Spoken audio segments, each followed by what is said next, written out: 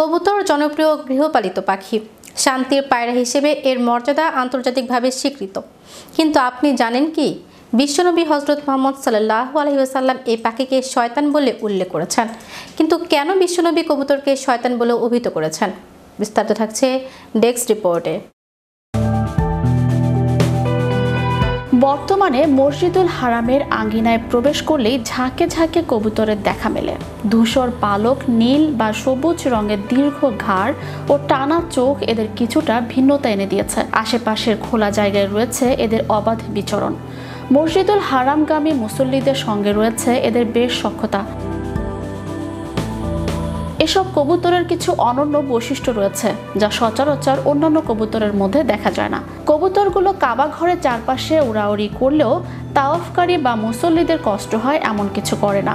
সারাদিন কাবা চত্বরে আনাগোনা থাকলেও তারা মসজিদের ভেতরে বসবাস করে না এবং রাতেও এখানে থাকে না। এমনকি বিভিন্ন সময় পশু পাখির মধ্যে নানা ধরনের রোগ ব্যাধি ছড়ালেও তাতে এসব কবুতর আক্রান্ত হওয়ার খবর পাওয়া যায় না।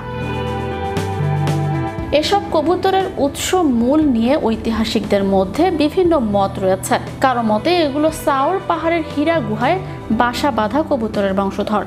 হিজরতের সময় তারা সাওর পাহাড়ে মহানবী সাল্লাল্লাহু আলাইহি ওয়াসাল্লাম ও আবু বকর রাদিয়াল্লাহু তাআলা আনহু এর আশ্রয় নিলে তারা এসে গুহার মুখে বাসা বাঁধে। পুরস্কার স্বরূপ আল্লাহ তাদের বংশধরদের মক্কায় নিরাপদে বসবাসের সুযোগ দেন।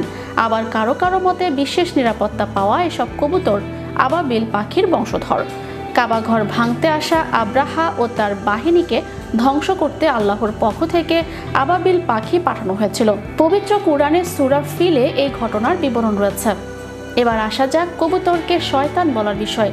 আবু হুরায়রা রাদিয়াল্লাহু তাআলা আনহু হতে বর্ণিত যে একদিন রাসূল সাল্লাল্লাহু আলাইহি ওয়াসাল্লাম এক ব্যক্তিকে দেখলেন সে কবুতরের পেছনে দৌড়াচ্ছে, অর্থাৎ খেলা করছে। তখন রাসূল সাল্লাল্লাহু আলাইহি ওয়াসাল্লাম বললেন, এক শয়তান আরেক শয়তানের অনুসরণ করছে। এর ব্যাখ্যায় বলা হয়েছে যে ব্যক্তি কবুতরের পেছনে দৌড়াচ্ছে সে সত্য পথ থেকে দূরে রয়েছে, এমন কাজে ব্যস্ত রয়েছে যাতে কোনো কল্যাণ নেই। আর এই কাজ ওই ব্যক্তিকে আল্লাহর স্মরণ থেকে গাফেল করছে এবং তিনি এমন কাজে ব্যস্ত রয়েছেন যা তাকে দিন ও দুনিয়া অন্বেষণ থেকে অন্যদিকে নিয়ে যাচ্ছে। কবুতর নিয়ে ব্যতিব্যস্ত থাকা এবং শিকারের পেছনে ছোটা মানুষকে মজিয়ে রাখে। এতে আল্লাহর আনুগত্য, ইবাদত, বন্দেগী ছুটে যায়। এজন্যই রাসূল সাল্লাল্লাহু আলাইহি সাল্লাম বলেছেন, এক শয়তান আরেক শয়তানের পিছে লেগেছে। Channel Europe news desk.